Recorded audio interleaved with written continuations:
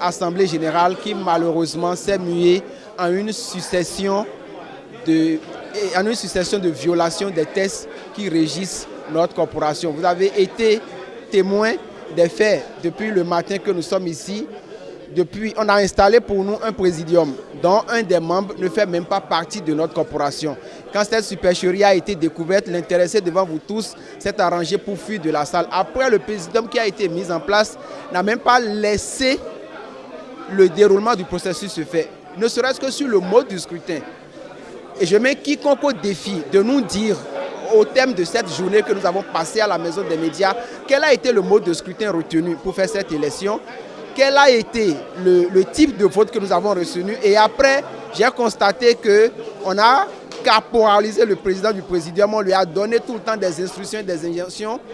On a déposé, on nous a dit qu'il y a une liste qui a été déposée, la liste n'a pas été lue. Personne, aucun participant à cette assemblée générale n'est en mesure de dire quelle liste a été déposée, qui est cette liste. Et subitement, dans un brouhaha qui ne dit pas son nom, en l'absence même de la consoeur qu'on prétend avoir été élue, on nous annonce par des cris, par des bruits, par du brouhaha, qu'il y a un candidat qui a été élu alors qu'il n'y a jamais eu élection. Nous venons d'assister à une mascarade.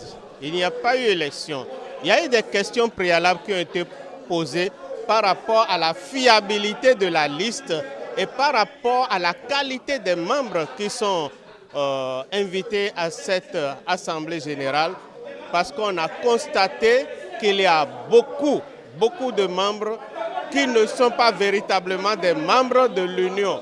Nous ne leur contestons pas leur qualité de professionnels des médias, mais nous contestons à beaucoup la qualité de membre de l'Union. Parce que pour être membre de l'Union, cela répond à un certain nombre de critères qu'il faut remplir au préalable. Et on a constaté qu'il y a beaucoup qui étaient là, qui ne remplissent pas ces critères-là. Nous avons demandé qu'il y ait une vérification par rapport à leur adhésion effective à l'UPMB. Ça n'a pas été fait. Beaucoup de questions ont été posées par rapport aux rapports qui ont été présentés, rapport moral, rapport d'activité, rapport financier. Et la présidente et son bureau n'ont pas daigné répondre à ces questions-là. Aucune des questions n'a trouvé de réponse.